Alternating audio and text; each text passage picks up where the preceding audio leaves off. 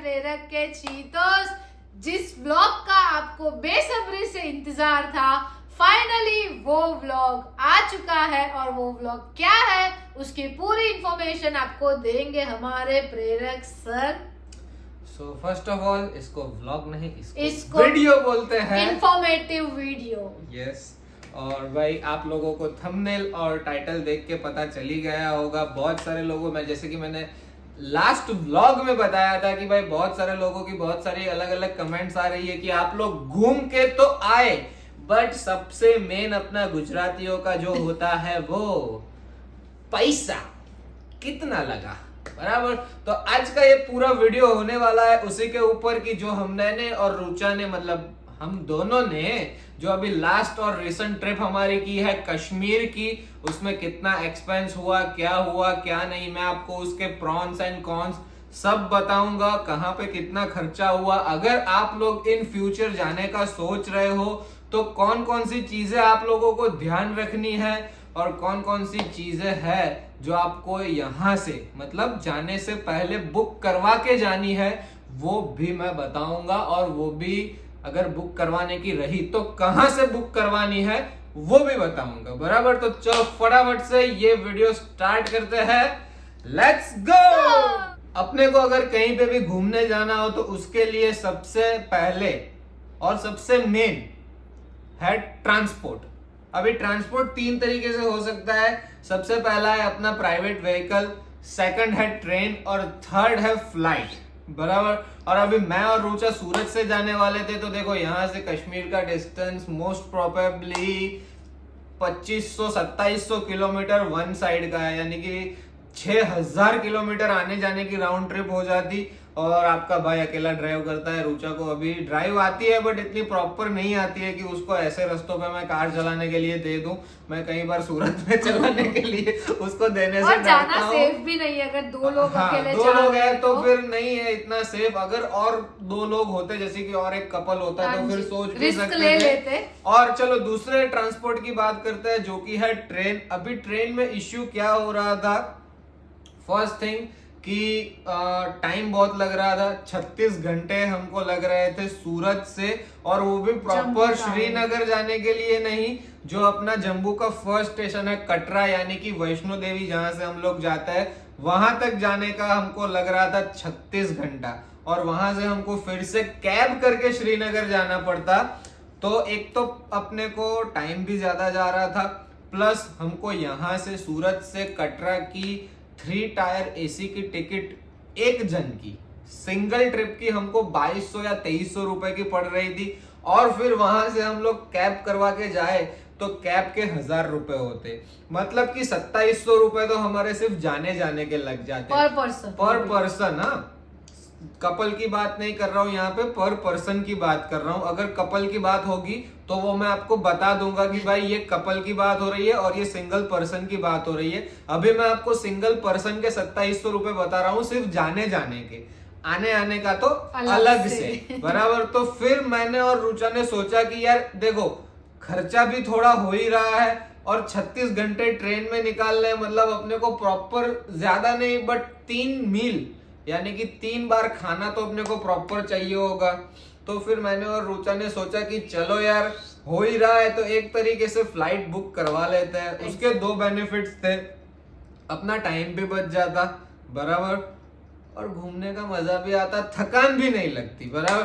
तो रुचा जरा बताओ हमारी फ्लाइट का खर्चा कितना हुआ तो और कहां से कहां का? हमारी फ्लाइट का खर्चा हुआ था टोटल 25,000, मतलब कि 25,000, और वो भी अहमदाबाद से श्रीनगर और श्रीनगर से अहमदाबाद, जिसको कि बोलते हैं राउंड ट्रिप। और मैंने जो आपको फिगर बताई वो कपल की थी, हम दोनों का जाने का और आने का, अहमदाबाद टू श्रीनगर और श्रीनगर से अहमदाबाद 25,000, 25,000 का हमारा हुआ था टोटल टिकट बुकिंग फ्लाइट का।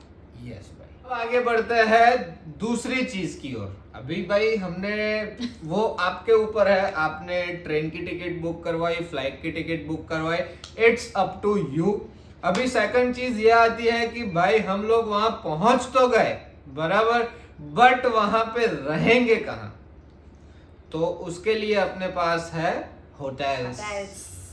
2 स्टार होटल, 3 स्टार होटल्स। वैसे तो श्रीनगर में मैक्स टू मैक्स सब 3 स्टार होटल्स ही है और ज्यादातर वहाँ पे है ना होम स्टेज ज्यादा है, बराबर। फिर 7 स्टार होटल तक तो है ही। बट देखो भाई, मैंने और रुचा ने ना एवरेज बजट होटल्स जो होती है ना वही बुक कराई थी। क्यों?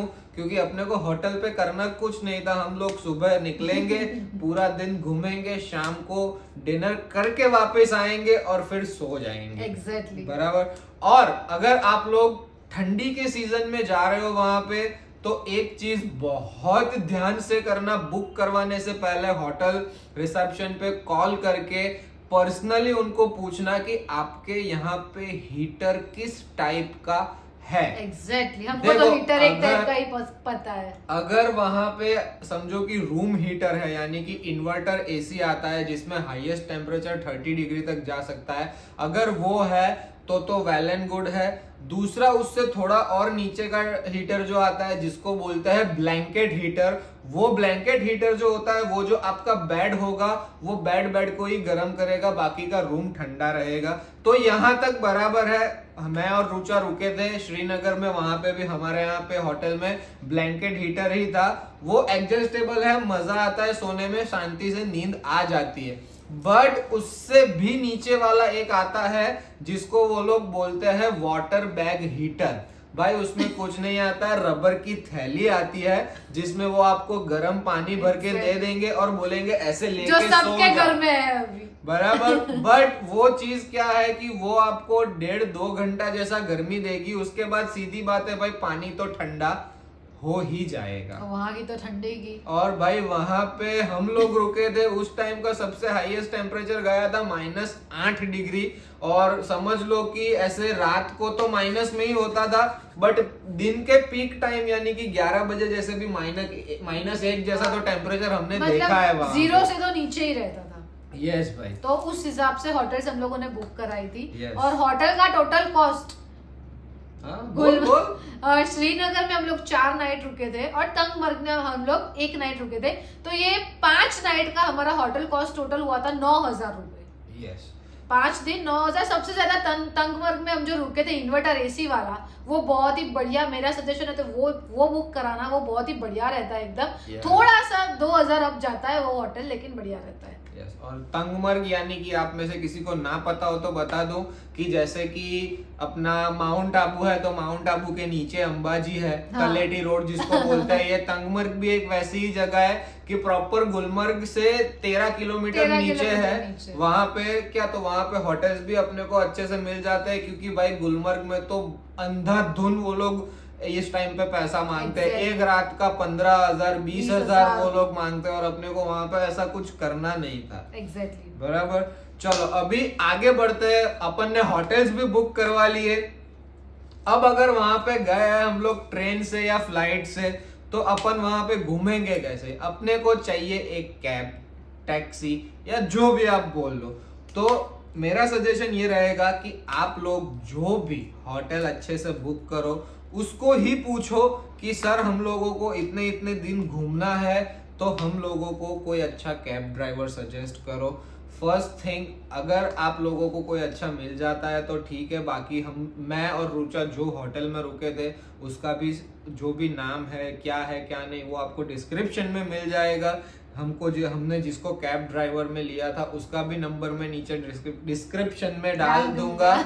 और हम लोगों को टोटल मतलब एयरपोर्ट से उन्होंने पिक किया था, और जब हमारी ट्रिप खत्म हुई तो उन्होंने एयरपोर्ट हमको ड्रॉप किया था। उसका टोटल पूरा कॉस्ट कितना हुआ था रुचा? 12,000 टोटल कॉस्ट, सब पिकअप ड्रॉप सब। मतलब हम लोग जैसे एयरपोर्ट पे उतरे वैसे उनको ही मिले, और जब गए तब वही छोड़ने हमको आए थे। यस भाई। बट ये भी समझ लो कि ये वेदर के हिसाब से होता है कि अगर आप विंटर में जा रहे हो तो ये कॉस्ट आपको थोड़ा बढ़ जाएगा। अगर आप समर्स के टाइम पे जा रहे हो तो ये कॉस्ट डाउन होगा, जस्ट बिकॉज ऑफ स्नो। बहुत सारी जगह पे स्नो होती है तो नॉर्मल कार्स अपनी जा नहीं पाती है, उसके लिए 4x4 कार चाहिए होती है, तो इसके लिए ये थोड़ा बजट हाई हो जाता है। एंड देन हाँ चलो अभी 4th पॉइंट कि वहां पे घूमने जैसी क्या क्या जगह है। तो सबसे पहले दिन जैसे ही हम लोग एयरपोर्ट से उतरे, हम लोगों ने होटल में चेक इन किया। उसके बाद हम लोगों ने स्टार्ट किया श्रीनगर के लोकल साइट सीइंग से।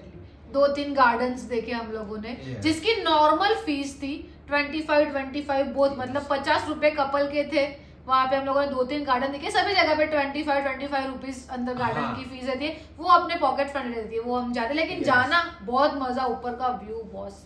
यस, बहुत अच्छा सा व्यू होता है। तो पहला दिन हम लोगों ने लोकल श्रीनगर घूमे। दूसरे दिन फिर जब हम लोग उठे बराबर, तो दूसरे दिन हम लोग गए दूध पथरी। और भाई सच में बोल रहा हूँ, अगर श्रीनगर के मतलब कश्मीर की ट्रिप प्लान कर रहे हो ना, एक दिन और ऐड करना, बट ये दूध पथरी जगह मिस मत करना भाई। एकदम प्यारी जगह, एकदम प्यारी जगह।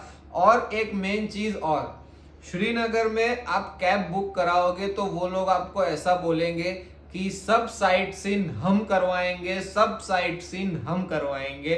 बट देखो भाई, मैं और रुचा तो वो स्कैम के शिकार हो गए, बट हम हुए हैं, हमारे देखने वालों को हम नहीं होने देंगे। वहां पे कैसा होता है कि आप कोई भी जगह पे जाओ, वहां पे एक टैक्सी स्टैंड होता है, मतलब कैब या आपकी टैक्सी वहां तक ही जाएगी, उससे आगे या तो आपको ईटीवी बाइक्स करा के जानी पड़ेगी, या तो आपको घोड़े करा के जाने पड़ेंगे, या तो फिर अपनी 11 नंबर की गाड़ी यानी कि पैदल जाना हम पड़ेगा। लोग चल ही नहीं सकते और वहां पे चल ही नहीं सकते, क्योंकि वहां पे एल्टीट्यूड इतना हाई होता है कि वैसे ही अपनी सांस फूल जाए।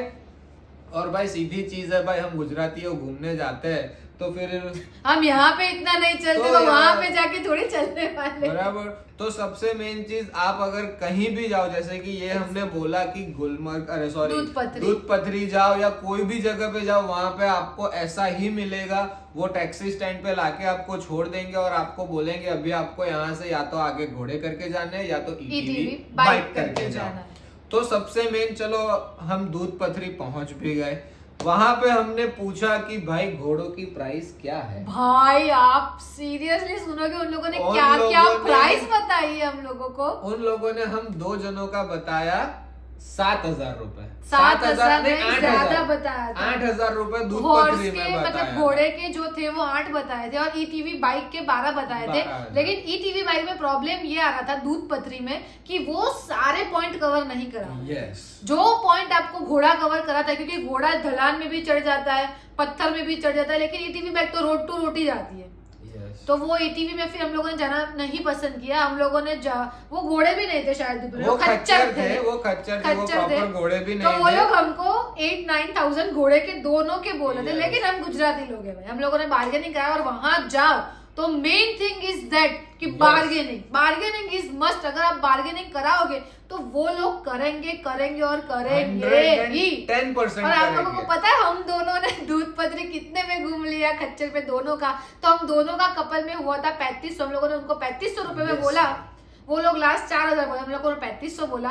और 2 लोग हमारे साथ आते हैं, उन लोगों को वो लोग टिप मांगते ही मांगते, तो उन लोगों को 100 रुपीज हम लोगों ने टिप भी दे दिया था। मतलब 3700 दूध पथरी हमारा जाके आना हो गया। मतलब मोरल ऑफ द स्टोरी की अपने को बार्गेनिंग पावर वहाँ पे बहुत हाई रखनी जो अपना तो गुजरातियों का होता ही है। क्योंकि भाई वो लोग अंडसेंड प्राइस बोलते हैं। वो जैसे आप लोगों को, जैसा आपका स्ट्रक्चर देखेंगे, जैसा आपने कुछ पहना होगा, अच्छे से गॉगल वॉगल डाले होंगे, तो क्या पता आपको 10,000 भी बोल दे।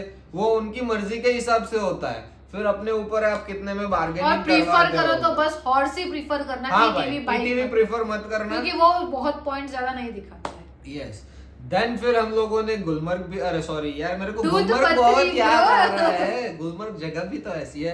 दूध पथरी हम लोगों ने घूम लिया। हम लोग फिर से आ गए श्रीनगर आ गए। एंड डे 3 पे हम लोग गए पहलगाम। एग्जैक्टली। और वहां पे भी सेम सीन, कैब ड्राइवर ने टैक्सी स्टैंड तक कैब छोड़ दी। और फिर वहां से हम लोग, वहां पे ओरिजिनल घोड़े थे, वहां से हम लोगों ने घोड़ा किया। वहां पे प्राइस हम लोगों को 16,000 बोली दोनों की। और वहां पे पोस्टर लगा हुआ होता, वो लोग ऐसा बोलते हैं गवर्नमेंट सर्टिफाइड प्राइस है। वो जो मिनी स्विट्जरलैंड वगैरह होता है उसकी प्राइस अलग होती है, ये है वो। 16,000 बोल रहे थे। हम लोगों ने बोला भाई 3,000 देंगे। वो लोग नहीं माने। फिर हम लोगों ने उनको 4,000 में कपल का फिक्स कराया। और वहां पे दूध पत्री में पर पर्सन के पास एक जन होता है, लेकिन यहाँ पे कपल के पास एक जन होता है, गाइड जो बोलते हैं, घोड़ा जिसको लेके जाते हैं। हाँ, वो घोड़े को गाइड करते हैं वो हमारा एक ही था, तो हम लोगों ने उनको भी टिप दे दी। तो टोटल हमारा 4100 में हुआ था वो पूरा पहलगाम। लेकिन मैं सजेशन दे रही हूँ, अगर आप लोग स्नोफॉल नहीं हो रहा है और पहलगाम जा रहे हैं तो उसको स्किप कर देना, क्योंकि वहां पे कुछ देखने का नहीं है। मिनी स्विट्जरलैंड का व्यू अगर आपको देखना है तो आप वो बहुत ही ब्यूटीफुल था। लेकिन अगर स्नो हो रही है तो ही पहलगाम जाना, वरना मत जाना। सीरियसली बोल रही हूँ, पैसे वेस्ट हो जाएंगे। इससे अच्छा सोनमर्ग चले जाना। सोनमर्ग आपको मिलेगी ही मिलेगी स्नो। हाँ, वहाँ पे स्नो मिलेगी। हम लोगों को तो मेन मिनी स्विट्जरलैंड देखना था, इसके लिए हम लोग गए थे। लेकिन खराब एक्सपीरियंस नहीं रहा। वो जो घोड़ा चलता है ना ऊपर, हाँ, पहलगाम के रास्ते बहुत डेंजर है। हमको पूरा एडवेंचर हुआ। हाँ, भले ही रात को फिर हमारी कमर आप लोगों को देखो, अगर आप लोग एडवेंचर के शौकीन हो तो पहलगाम जाना, क्योंकि वहाँ पे घोड़े चढ़ाई कैसे करते हैं ना, वो मैं आपको बता देता हूँ। वो लोग 16 किलोमीटर ऐसे चढ़ते हैं, टॉप पे जाते हैं पहाड़ के, और फिर 16 किलोमीटर के ऐसे उतरते हैं। और वो गाइड अपने को सिखाता है घोड़ा कैसे चलाना है। भाई हाँ, वो भी सही है। और भाई वो एक्सपीरियंस, मेरा घोड़ा तो पूरा कूद गया था झांसी की रानी की तरह। मैं तो डर गई थी, क्योंकि लाइफ में पहली बार घोड़े पे बैठी थी। यस भाई। हाँ भाई। देन फिर आता है अपना डे 4। डे 4 पे हम लोगों ने क्या किया? डे 4 पे हम लोग बट हम लोगों ने पहले श्रीनगर से चेकआउट कर दिया। चेकआउट कर दिया, मेन चीज ये है यार। ये हम लोगों ने भाई श्रीनगर की होटल से कर दिया चेक आउट, और फिर हम लोग निकल पड़े गुलमर्ग की ओर, बराबर। और गुलमर्ग जाते जाते बीच में बहुत सारे साइट सीन आते हैं, बहुत सारे। वो आपके कैब ड्राइवर को आप लोग प्रीफर करना, अगर वो ना बोले कि नहीं भाई कुछ नहीं आता है, सीधा वही देखने का है, तो ऐसी चीज नहीं है। बहुत सारे साइट सीन आते हैं, और उसी के साथ वहां का मेन अट्रैक्शन जो है, जो कि है द्रंग वाटरफॉल। बेसिकली वो कोई वाटरफॉल नहीं है, वो ऊपर से उन लोगों ने पाइप रखा हुआ है और उससे आर्टिफिशियल वाटरफॉल बनाया हुआ है। बट भाई विंटर की सीजन में वो जो जम जाता है, और भाई उसका जो व्यू होता है, और वहां जस्ट अ मेमोराइजिंग व्यू। आप लोगों को रील शूट करने वाले, फोटोग्राफ क्लिक करने वाले बहुत मिलेंगे। और द्रंग में भी ऐसा है कि आपको टैक्सी स्टैंड तक ही छोड़ेंगे, उसके ऊपर फिर पहाड़ पे जाना है। हाँ। लेकिन हमारे कैब ड्राइवर में बीच में एक रास्ता पड़ता है, वहां से ले लिया, तो सारे साइट सीन देखते देखते आगे भागी, फिर से हमको 4000 का फटका पड़ा। हाँ, उनको क्या बोलना, देखो अगर इन फ्यूचर आप जाओ ना, तो उनको ऐसा बोलना कि भैया हमको टॉप पे से नीचे ड्रंग वाटरफॉल ले चलो। ऐसा मत बोलना कि ड्रंग वाटरफॉल से ऊपर ले चलो। हाँ। क्योंकि आप समझ रहे हो, रास्ता यहाँ से जाता है, बराबर, और ये बीच का रास्ता टॉप से कटता है, और फिर ऐसे उतर के नीचे आना है। और आप अगर ऐसे सीधे घूम के ड्रंग जाओगे तो उसको फिर से ऐसे चढ़ाई करनी पड़ेगी। और चढ़ाई करेगा वो नहीं, वो टैक्सी स्टैंड तक रुक जाएगा, वो रुक जाएगा, और ईटीवी से जाना पड़ेगा, फिर आपको फिर से पैसे खर्च करने पड़ेंगे। तो ये हमारा एक कैब ड्राइवर,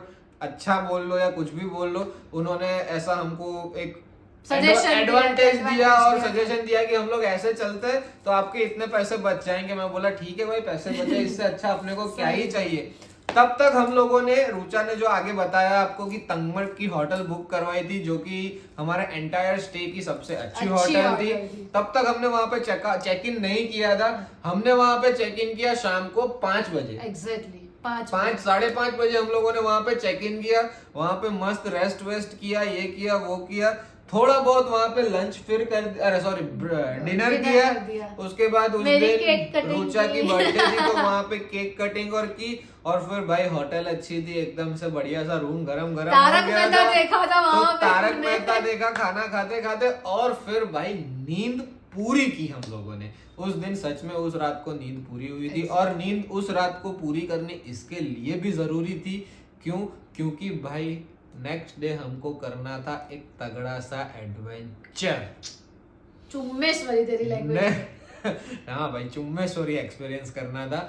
नेक्स्ट डे हम लोग सुबह वहां से उठे, हम लोगों ने किया होटल चेक आउट, और हम लोग चल पड़े भाई सच में जन्नत देखने की तरफ, जिसका नाम है गुलमर्ग। भाई यार, वहां की गोंडोला राइड सच में बता रहा हूं कि एक बार लाइफ में ट्राई करना। आप लोग बोलोगे कि प्रेरक भाई आपने तो पैसे वसूल कर दिए। और मेन चीज गोंडोला राइड की बात हो ही रही है, तो भाई ऐसा मत समझना कि गोंडोला राइड की टिकट्स हमको वहां जाके मिल जाएगी, ये गलती वो मत करना। आपको एडवांस से बुकिंग करवा के जानी पड़ेगी। और गोंडोला राइड में 2 फेज है, फेज 1 और फेज 2। आपको फेज 1 की अगर आपने टिकट 11 बजे की बुक करवाई है तो देखो वेबसाइट पे आपको ऐसा दिखाएंगे कि भाई आपको कंप्लीट 11 बजे वहां पे पहुंच जाना है, पर ऐसा नहीं है। वो लोग जाने का टाइम फ्लेक्सिबल रखता है, बट उन लोगों का आने का टाइम जो है वो पंक्चुअल है, क्योंकि समझ लो फेज 1 जो है वो है 5000 फीट की ऊंचाई पर, और वहां से फेज 2 जो है टॉप पर। वो है भाई 13,900 समथिंग फीट ऊपर, यानी कि 14,000 फीट ऊपर है भाई। वहां पे तो आप कोई भी सीजन में जाओगे ना फेज 2 पे, तो आपको वहां पे बर्फ मिलेगी, लेकिन ज्यादा स्नोफॉल होता है तो फेज 2 बंद हो जाता है। हाँ, तो वो एक आपको बीच वाला कोई सीजन पकड़ के नहीं, जाना लेकिन वो पड़ेगा। रिफंड हो जाता है, वो ये सिस्टम बहुत हाँ, वो बढ़िया तो- है उन लोगों की। अगर स्नोफॉल हो रहा है, फेज 2 बंद हो गया है, हाँ। तो वो चीज रिफंड हो जाती वैसे है। कोई डरने की बात भी नहीं है, मैं जो वो ऑफिशियल वेबसाइट है हाँ, ना वो मैं नीचे नीचे डाल डिस्क्रिप्शन देंगे। में दे दूंगा। देख कोई लेना। ऐसी कोई प्राइवेट वेबसाइट नहीं है, जम्मू कश्मीर टूरिज्म की ऑफिशियल वेबसाइट Exactly. है। और उसमें होगा भी कैसे, अगर आपने फेज 1 की टिकट बुक कराई है तो ही आपकी फेज 2 की टिकट बुक होगी, क्योंकि आप ऊपर जाओगे तो आपको और ऊपर लेके Yes, जाएंगे भाई। ना। और भाई गोंडोला मतलब हमारी देसी भाषा में बोल लो तो रोप वे, उड़न खटोला। उड़न खटोला। और एग्जैक्टली। एक मेन चीज और कि मैं आपको बोलूंगा कि और कोई जगह पे जाओ ना तो एक बार गाइड प्रीफर करना। वैसे तो देखो कहीं पे भी जाओ गाइड की जरूरत नहीं होती है, आपका टैक्सी वाला जो होगा ना वही आपको थोड़ा थोड़ा तो समझाता जाएगा। बट ये बात आपके दिमाग में गांठ मार लेना कि गोंडोला जाओ ना भाई, बहुत आपके पीछे आएंगे, बहुत आपके पीछे आएंगे। कोई गाइड मत करना, टैक्सी स्टैंड से कोई व्हीकल हॉर्स कुछ मत करना। वॉकिंग डिस्टेंस है 900 मीटर या 1 किलोमीटर जैसा है, और ऐसा नहीं होता है कि भाई हम अकेले चल के जाते थे, मैं और रुचा दोनों चल के ही और गए थे। बहुत सारे लोग चल के जाते हैं। और एक चीज मैं आपको बता दूं, जो शूज आते हैं स्नो Yes, के, उसको- वो बाहर से मत लेना, वो हाँ। अंदर से मिल जाएगा, क्योंकि 1 किलोमीटर वॉक करके जाना है, तो वो शूज से हम लोगों को जमता नहीं है Yes. चलना। तो वो अंदर से बहुत ही नजदीक वाले डिस्टेंस से मिल जाता है। मिल गोंडोला का जाता है। गेट इधर है और इधर शूज वाला खड़ा ही रहता Yes, है। उसको गम शूज बोलते हाँ, हैं। वो आपको 100 मिल रुपीज में दे जाएंगे। देंगे और shoes। ऐसा भी मत सोचना कोई आपको नीचे बोलेगा कि नहीं भाई नहीं जरूरत है, वो ले लेना जरूरत है। क्योंकि अगर इन आपको ऊपर जाना हुआ और अगर ऊपर बर्फ हुई ना तो अपने कोई शूज वहां पे काम नहीं करेंगे, क्योंकि हम लोग वो पहन के स्लिप हो रहे थे। हाँ एग्जैक्टली, तो वो तो लेना ही लेना। ही लेना। 100 रुपीज चार्ज होता है उसका, बहुत ज्यादा होता है। रेंट पे होता है, नीचे आओ दे दो। हम बात लोग दूध खत्म। पत्री के थे तब भी हम लोगों ने ले ही Yes. लिया था। वहां पे दूध पत्री के टाइम हमको 200 चार्ज किए थे, हाँ। और यहाँ गोंडोला टाइम के हमको 100 रुपए चार्ज किए थे। तो गोंडोला फेज 1 की जो टिकट की मैं बात करूँ, तो जो हम लोगों ने ऑनलाइन बुक करी थी 2 जन की, तो हम लोगों को 1620 में फेज 1 की टिकट पड़ी थी, और फेज 2 की टिकट हमको पड़ी थी 2020 में, जाने और आने दोनों, मतलब कि आप राउंड ट्रिप बोल सकते हो। 1620 में फेज 1 और 2020 में फेज 2। That's it. कपल का हुआ था, मतलब आप सिंगल जन का पकड़ो तो फेज 800-900 1 रुपए का हुआ। 810 रुपए फेज 1 का हो जाएगा, और 1010 रुपए आपका हो फेज 2। जाएगा। और फेज अगर 2 आप का। स्नोफॉल मतलब ऑफ सीजन में जा रहे हो तो डेफिनेटली फेज 2 विजिट करना Yes, भाई। भाई। जन्नत मिलेगी आपको वहां पे, और आपको ऐसा लगे भाई पैसा वसूल है। एक दूध पत्री में पैसा वसूल होगा, आप ऑफ सीजन में जाओगे तो भी आपको बर्फ मिलेगी डेफिनेटली, और एक फेज 2 में आपको मिलेगी भाई। बॉस जन्नत, इसीलिए तो कश्मीर को जन्नत बोलते हैं। गोंडोला मेन चीज आप लोग ये ध्यान रखना कि फेज 2 का टाइम लिमिट है 3 बजे तक का, तो 3 बजे कैसे भी घूम घाम के 3 बजे भाई फेज 2 से रिटर्न हो जाना फेज 1 के लिए। और मैं तो बोलता हूँ फेज 1 भी जितना जल्दी कंप्लीट कर लो उतना जल्दी कंप्लीट कर लेना, क्योंकि वहां से रिटर्न आने का लास्ट टाइम है 5 बजे भाई। वहां पे बहुत लंबी लाइन लग जाती है, लंबी मतलब बहुत लंबी लाइन लग जाती है। माँ कसम इतनी लंबी लाइन डेढ़ 2 घंटे वहां पे खड़ा रहना पड़ता है। और वहां पे सच में बताओ, क्योंकि जगह इतनी ऊंची है, जैसे ही सनलाइट थोड़ी भी डाउन होती है ना तो सीधा 5-6 डिग्री टेम्परेचर गिर जाता है, और अंधेरा भी हो बहुत जाता है। गंदी वाली ठंड हो जाती है, ऐसे अकड़ जाता है आदमी, वैसा हो जाता है। और एक सजेशन और दे देते हैं कि अगर आप फेज 1 और फेज 2 दोनों पे जा रहे हैं, तो फेज 1 पे जैसे ही उतर रहे हो वैसे फेज 2 पे पहले चले जाओ। Yes. क्योंकि उसका टाइम लिमिट बहुत कम है, 3 बजे हमको कंपलसरी नीचे आ जाना पड़ता है। तो फेज 1 पहले पहुंचो, उसके बाद सीधा फेज 2 पे पहुंच जाओ। Yes. फिर फेज 2 से 3 बजे आराम से आओ। फेज 1 में टाइम लिमिटेड नहीं होता है, मतलब 5:30 बजे तक वो लोग दे देते हैं हमको टाइम, तो फिर फेज 1 घूमो, उसके बाद नीचे जाओ। ये करना आप। और हम लोगों ने वो सब घूम घाम लिया, हम लोग फिर से नीचे आ गए एंड देन फिर भाई सबसे मेन चीज आप लोग भी सोच रहे होंगे कि यार प्रेरक भाई और रुचा दीदी आप लोग कश्मीर गए but world famous Dal Lake की शिकारा राइड नहीं की। तो भाई ऐसा नहीं है। हमने शिकारा राइड भी की। हम लोग वहां से आए, हम लोग फिर से श्रीनगर आए। श्रीनगर में उस दिन का हमारा होटल ऑलरेडी बुक था। हम लोग आए क्योंकि भाई मैंने बहुत सारी जगहों पे सुना है और आज मैं भी आपको बोलूंगा, या तो भाई शिकारा राइड में सनराइज देखो या तो फिर सनसेट देखो। मैंने और रुचा ने शिकारा राइड में बहुत ही प्यारा सा सनसेट एंजॉय किया। भाई क्या ही चुम्बेश्वरी सनसेट था।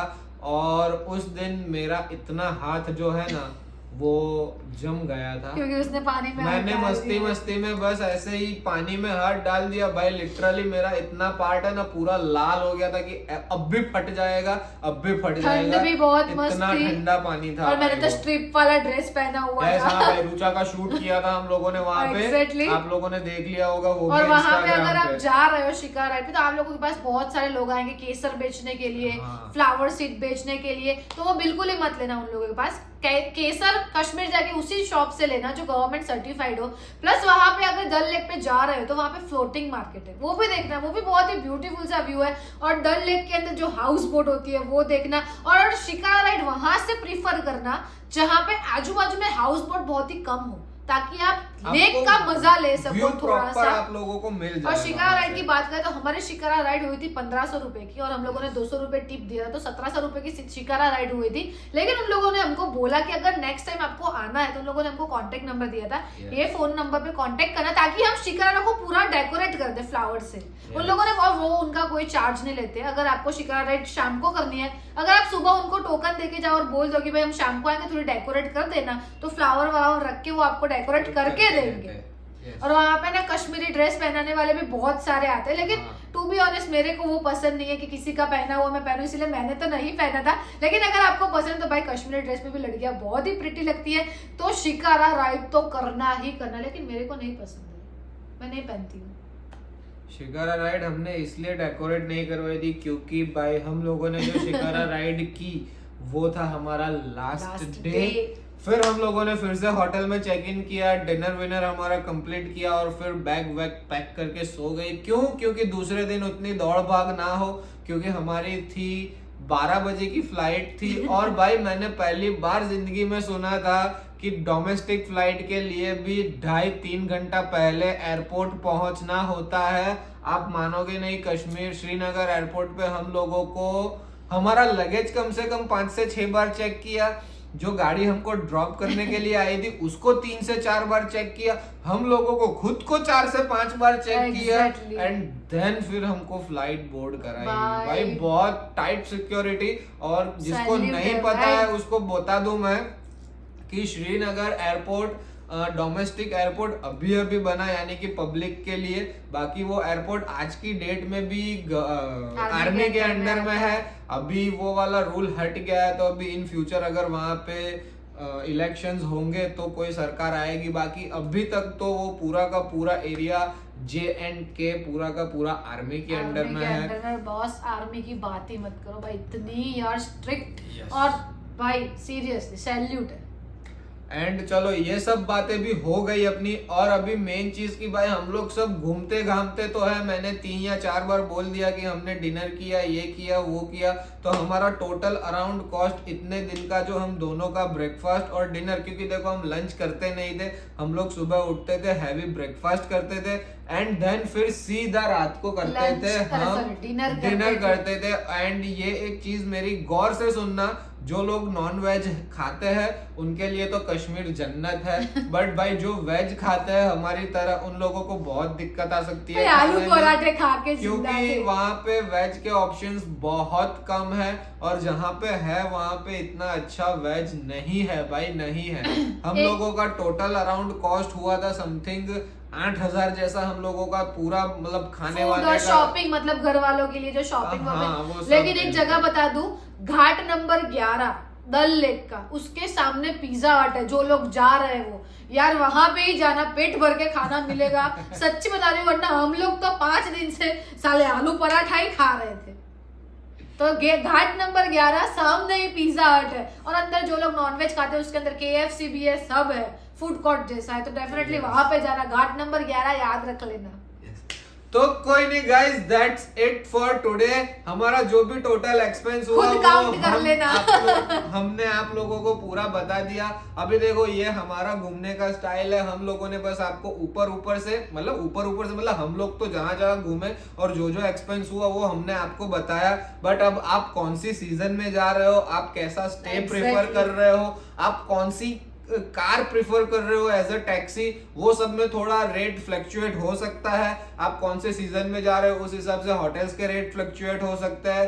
तो देखो अब वो आपके ऊपर है, आप कौन सी सीजन में जाते हो। हम लोग तो वैसे पीक सीजन में ही गए थे, तो बढ़ के अगर आप लोग दिसंबर या जनवरी में भी जाओगे तो 4-5 हजार रुपए का फर्क हो सकता है। और फिर जैसे ही फरवरी के बाद जाओगे तो फिर और डाउन हो जाएगा।